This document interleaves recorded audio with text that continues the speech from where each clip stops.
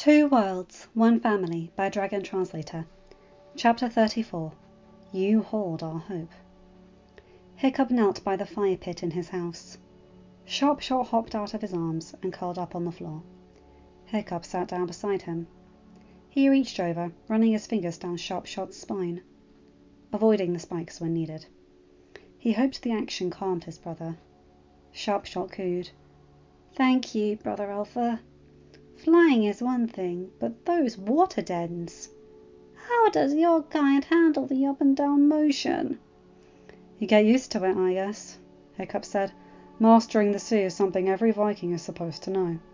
At least, according to my father." Hiccup frowned, thinking about his dad being off the island right now. He wondered what Stoic would have done, and worried how he would take the order Hiccup had given. Toothless walked over, laying in a half-circle behind Hiccup. Hiccup sat back against the side of Toothless's neck. He glanced up as Astrid sat down beside him. "I don't think I can do this," he said softly. "Being chief?" Astrid asked. Hiccup's eyes narrowed, then his face fell.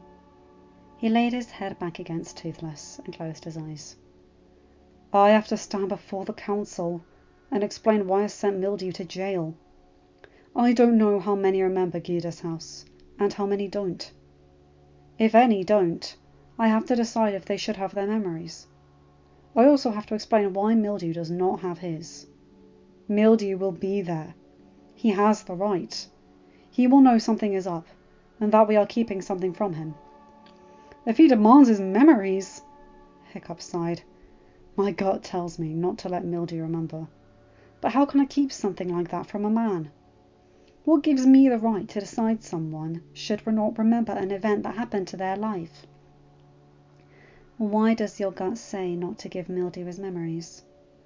"That's something far worse than the Red Death will result if I do," Hiccup grunted. "I am not a god, Astrid. I don't have the right to decide things like this." "You are a chief, and the dragons call you Alpha." "So?" Astrid took a deep breath. "Dad once told me that we have to work together to make sure our chief is safe, because he holds the weight of the entire village upon his shoulders. That if we do our jobs properly, our chief can do his. He can keep the tribe alive."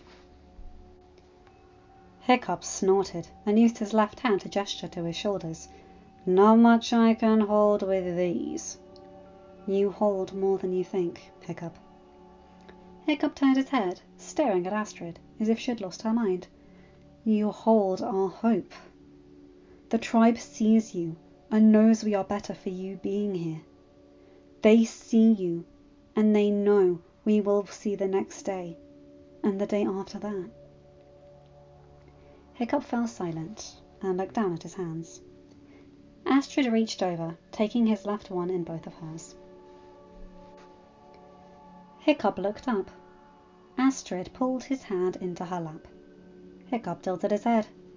She laid his hand flat, palm side up. Hiccup jumped slightly when her thumb pressed into his palm and radiated out into small circles. She did not say anything, just continued to rub his hand. Hiccup hummed. "That feels nice," he whispered. He jumped again as her hands moved to his wrist, her fingers joining her thumbs in rubbing and kneading. She did not say anything. After several heartbeats, she moved to his forearm, then his elbow, then his upper arm. At his shoulder, she stopped and sat back. "Turn," she said. Hiccup frowned. "Huh?" "Turn to face the back of the hut. When Dad would come home stressed, Mum would rub his neck and shoulders. I can see that everything is piling up. I want to do this for you." Hiccup blinked, but shifted so his back was to her.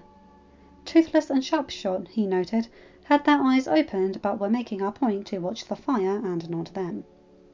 Hiccup heard Astrid shuffle, then felt her hands upon his shoulders. She pressed down and began to knead, much like the bakers did the bread. Hiccup's chin fell, striking his chest.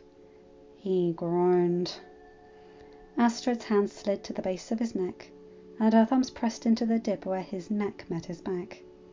They rotated down, then up along either side of his neck, before sliding back down. Her hands then slid back to his shoulders. She began the pattern all over again, taking several moments to pause at each point to knead and rub. Hiccup moaned. His entire body melted. Ragnarok could have come right then, and he would not have known, cared, or moved. Lad, you put Mildew in jail? Oh, sorry. Toothless and Sharpshot chittered something that sounded annoyed. Hiccup sighed. Astrid grunted. She stood, moving away. Hiccup shifted, looking over her shoulder. Gobber stood in the doorway, smirking before ambling into the room. Sorry, you two. Business now. Astrid can send you to Valhalla later, lad. Gobber! Gobber laughed and moved over to the small table near the fire pit. He sat down and stared at Hiccup. Hiccup grunted, shifting to face his mentor. Astrid retook her place beside him, and Toothless shifted until he became a backrest for both. Sharpshot crawled into Hiccup's lap, though he laid his head in Astrid's. So, Mildew? Gobber asked. Hiccup hissed. He pulled a dagger on Gyda, saying she needed to die. Bucket knocked him out with a club and took him to the jails on my orders. Grumpy man is an ornery old codger, that's for sure. What set him off this time? Snot asked Gyda to return grandfather's memories to him.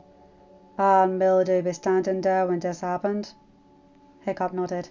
Mildew started yelling for Gyda to be burned. I told him to go home, but he refused and pulled that dagger. Gobber grunted. And this choice you gave him, lad? Flemmer said you were more generous than she would have been when she stopped me coming up from the docks. I told him he could remain on Berk and learn to live with the dragons, or he was free to leave, but that the dragons were not going anywhere. Gobber was silent for a long moment, then he slapped his knee with his right hand. Right son of stoic divorced you be, lad. Your father had done do the same. Mildew could call his heels behind bars. And don't fret about the council, boy. We all has our memories. Your father asked Gyda to give him back to us. I must have run the crowd watching.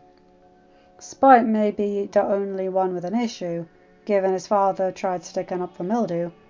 But I expect your aunt's done a chewed him out over old man Jorgensen's treatment of Spot not out and Spite not stopping it.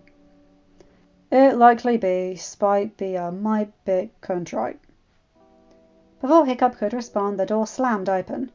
Everyone turned as Snotlight barreled into the room. You will not believe what Hookfang and I just found. End of chapter. Hi guys, hope you enjoyed that one. Oh boy, so that was a bit flirty. But also, not always. Massages aren't always sexy. I give my mum head rubs when her headache starts bothering her. She taught me how to do it by, directing me to which muscles I had to rub. And honestly, I do that to myself sometimes. I've even helped my sister with it. And, well, yeah. Because it's a thing that's medical, isn't it? We lock a lot of our tension in our muscles, and we don't realise how much pain we're holding on to until someone else helps us remove it. Anyway, you guys know the drill. Like, comment and subscribe, and hit that bell to get notified for whenever I upload a new video. Have a good day, night, or whatever time zone you're in. Bye my guys, gals and non-binary pals. I'll see you in another video. Take care.